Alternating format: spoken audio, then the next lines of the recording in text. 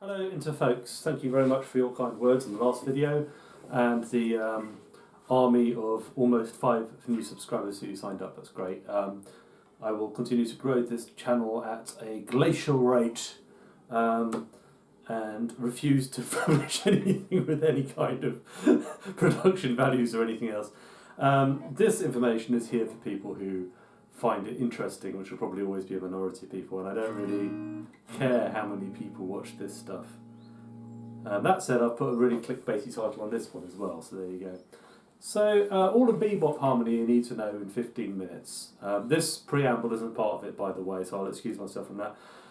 What you will need to do this, to get anything out of this, you will need to understand jazz theory, you'll need to be able to play the guitar, and you will need to have been working on a large amount of dominant language. Now, dominant language is something which is basically what we're interested in bebop. Like, dominant language is the main thing. It's where all the fun is to be had. Major and minor chords, yeah, they're cool, but you know, not really that interesting. We're really interested in dominant stuff. If you don't have much dominant language, I would suggest doing one of or all of the things that I'm about to say. The first thing is I would do some transcription and try and get some language that way. If you do this too slavishly, you can end up playing lots of canned material, which isn't necessarily what you're going for, but you know, it's good to do that. Works your ears as well. Gives you an idea of what jazz sounds like. You could look at the Omnibook. That's always, you know, a source of ideas. I would probably suggest people should transcribe it, but you know, Omnibook is available to you. Check out the teaching of Barry Harris and David Baker. This is a big one. There are ways of assembling bebop lines using scales and stuff, which is both idiomatic and also fairly easy to follow. So Barry Harris in particular has been a big influence on my playing, and also Cheryl Bailey is another teacher who kind of teaches in the same sort of way. I said those 4 things. I lied. There's only really 3. Those are the 3 big ones, I think. So by dominant language, I sort of give an example of this kind of thing. So this is we're going to play a G7 chord going to C major. So what you need to be able to do is you need to be able to play this kind of thing. You know, for example, a dominant scale, bebop dominant scale. You know, or flat 7 subs, like these kind of arpeggios. Okay, so that's kind of the sort of thing I'm talking about. You know, the honeysuckle rose motif is another one.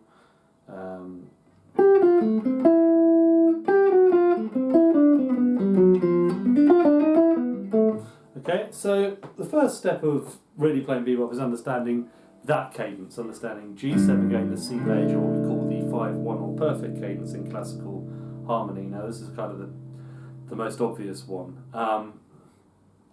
So what you need to do that is you need to have your bebop language, whatever it happens to be, and you need to be able to resolve to the C chord. And it's quite nice, the C chord you can resolve to anything that isn't a 4th in the major scale. So I mean, the 3rd is kind of the most obvious one.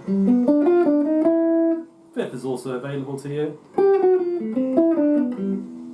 It's quite nice. The tonic, you know, is fine too, but it's a little bit more boring. But you can do that, especially if you're kind of doing a big end of a section. So you go, yeah, you know, it has that feeling of being a full stop. The other notes have a feeling of being a comma. Okay, and then you have the extensions, so the 6th is a common one. Let's see, let's see. That's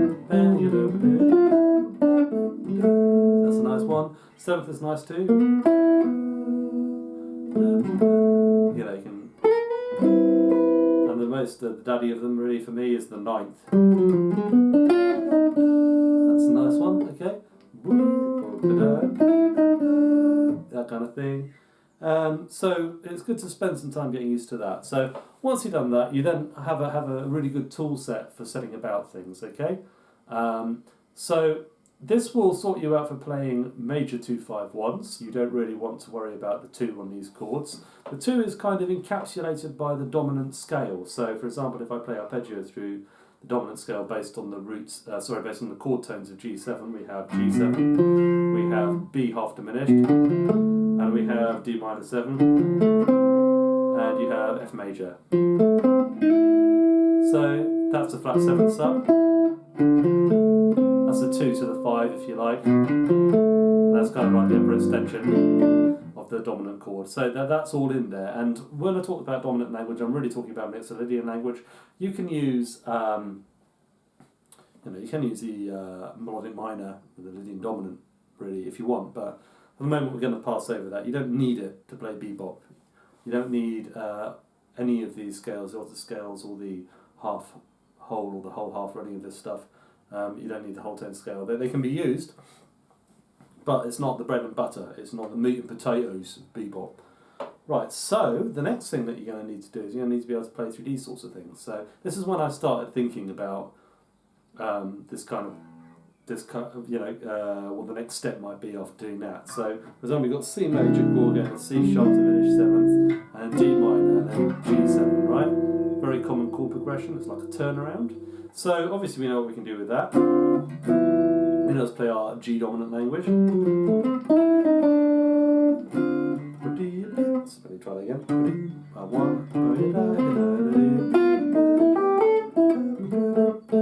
That's fine, but what do we do about this? Diminished chords, diminished 7ths, are a pain in the arse. How do we deal with them? Well, what I see in most education sources and texts that I've seen is they suggest you play the whole half scale. I'm sure I've got that right, which is, now you're going to ask me to play it, and I'm not very good at this, so it's going to be this, basically.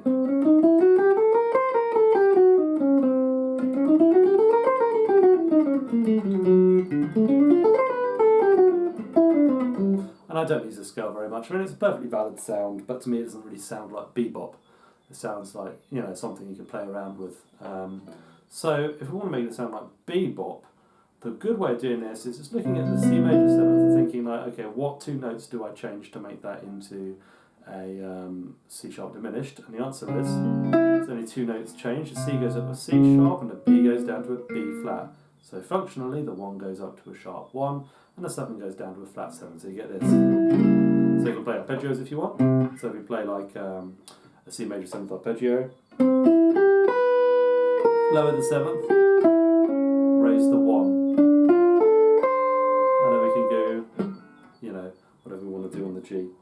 So that's the next step. So then after that, that's kind of interesting, but arpeggios are kind of boring, aren't they?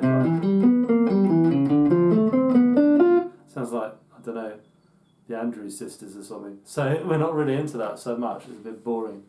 It sounds twee. Like people who kind of get to a brick wall go, well, I've run all the arpeggios I can usefully run and it still doesn't sound like bebop. And the reason why it doesn't sound like bebop is because you're not really using scales. I mean, you can get the same effect using enclosures, but a lot of the thing that makes bebop sound like bebop is actually running scales through the changes. So that's where it gets interesting, because we just take the same logic and we apply it to our scale. So I'm going to pretend that that first chord is a C7 just to make this easier, right? So we're doing that, right? Doesn't really matter about the first chord. We're not really too worried about 7ths. I mean, I'll play a 6-9 on that anyway, which is kind of ambiguous. So what that means is we can run a sort of C dominant language thing, and then we can raise that C to a C sharp. So if I play a scale through it, you get the sound of the chord progression but using scales, okay? This is very simple. There's lots of different combinations you can use to keep the chord tones on the beat if you're using dominants. But I'm not really worried about the second bar. We don't need to worry about that so much. It just sort of works out, I think, most of the time. So, this scale happens to be a mode of the D harmonic minor, the 7th mode of the D harmonic minor, which doesn't even have a name. But it fits beautifully through that chord, right?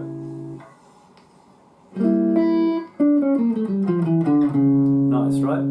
So we got that. So then that means we can play, let's see.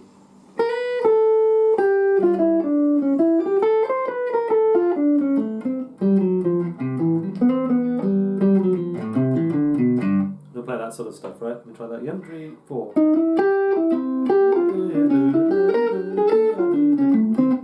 Can use arpeggios as well, like I did just then.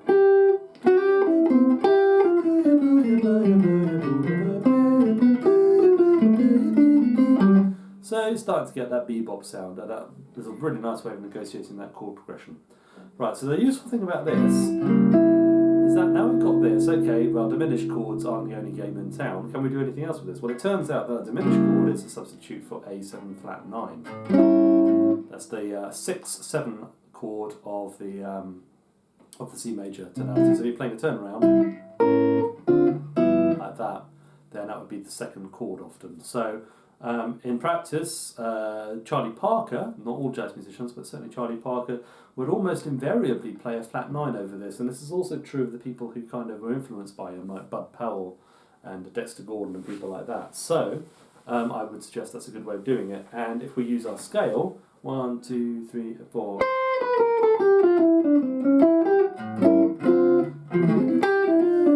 Okay, so the thing as well, which is quite handy, is that this chord here, the C9, is highly related to, closely related to the E half diminished chord. And of course, E half diminished and A altered together make a minor 2-5. So we're playing the minor 2-5 using a scale. Okay, that's a really good thing to know. You can do the same thing down here. Okay. I would suggest running these types of lines all the way through, just getting used to different combinations. This is a nice one here. Or it can be a little bit more jumpy if you want. You can use all sorts of things. So I'm just going to gloss over that and move on. So that means that you can play a 2-5 using a diminished chord, a semitone below, and using this kind of coming from a C7, C sharp diminished 7th to D minor, in the case of D minor. So we can generalise that and say, well, you can start a dominant a step down from any target chord, be it major, in which case it would be known as a backdoor dominant, or if it's minor, or if it's dominant itself. So you should get used to making this resolution in the same way that you did with the ordinary dominant, the 5-1. So you should be able to do things like this. 1, 2, 3, 4. Or so there I'm going B flat 7 to C major. 1, 2, 3, 4. Okay. Now, having done that, we are now ready to play Yardbird Suite, because it's basically just that.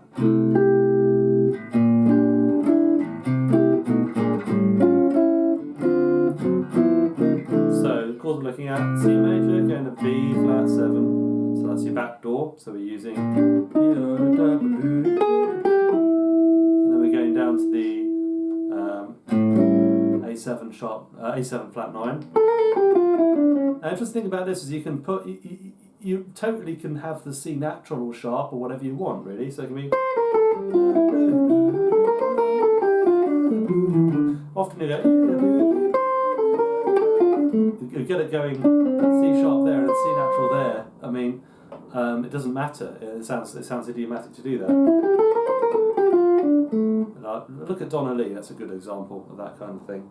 So we're going to play B flat 7 here. And then C7 going up, and then simple 2-5-1, so your front door dominant language if you like. You can play back door if you want there, but we're going to do the ordinary one for the moment. So it should sound something like this: 1, 2, 3, 4.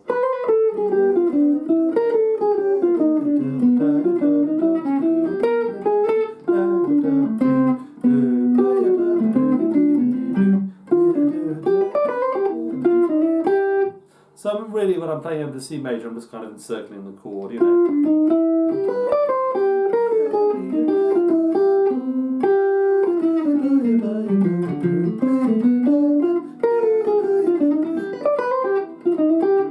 Okay, and then you'll notice that I use the backdoor cadence into C. B section is just 2, 3, 4, 2, 5, 1 in the E minor, D minor, 2, 5, 1, and then 5, and back to that. So again, we can use this sort of thing. So 1, 2, 3. Actually, no, sorry, we start in the E minor, don't we?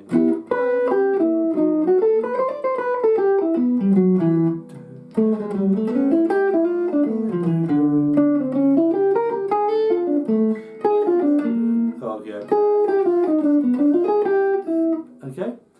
So we're starting to get that bebop sound. And if you notice when I use the back door into C, even though the vanilla chords are G7, and that's the equivalent of just using a G7 flat 9. You can always do that. Something else this chord progression is useful for is covering this type of thing. So you will find these kind of chord progressions from time to time, which go, let's put this into the right key. So we're going to go, yeah, that's cool. So what about D minor over C, and then B half diminished, E7-A, right? It's a very common move. You get it at the end of, for example, Green Dolphin Street.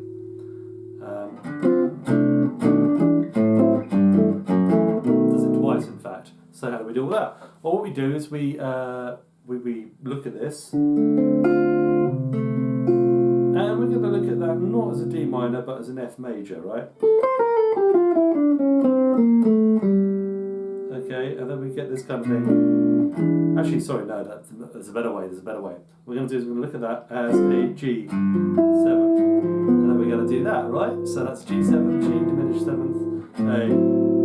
And then the same thing going to this. Okay, it's the Evergreen Dolphin Street, right? So we're going to go 1, 2, 3, 4.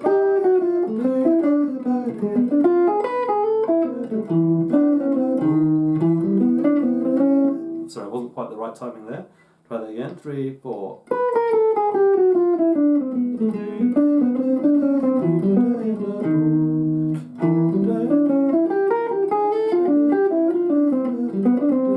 Again, 3, 3. 1, 2, 3, 4.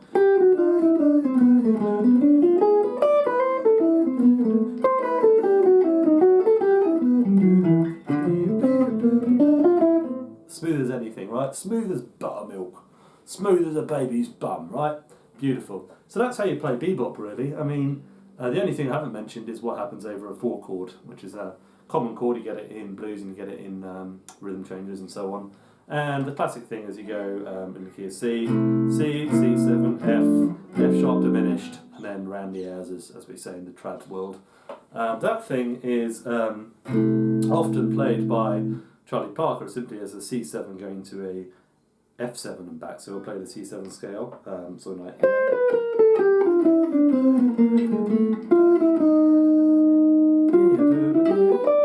Try something better than that.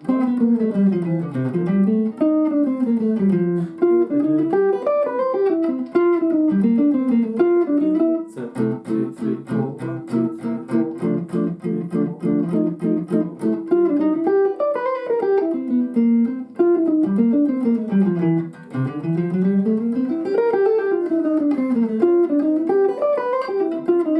1. That works fine, okay? But what we can do is we want to get that F sharp diminished sounds. We can simply go.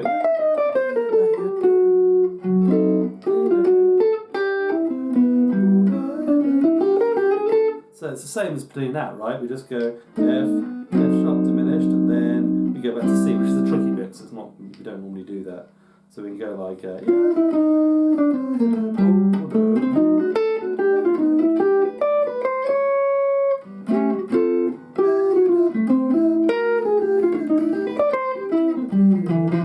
Find that kind of thing, right? So that's basically it. That's your toolkit, and that's basically all you need to know. That's all the harmony you need to know to play bebop. That will get you through pretty much 90% of stuff. Okay, Cherokee, rhythm changes, blues, common standards, Green Dolphin Street, all of that stuff.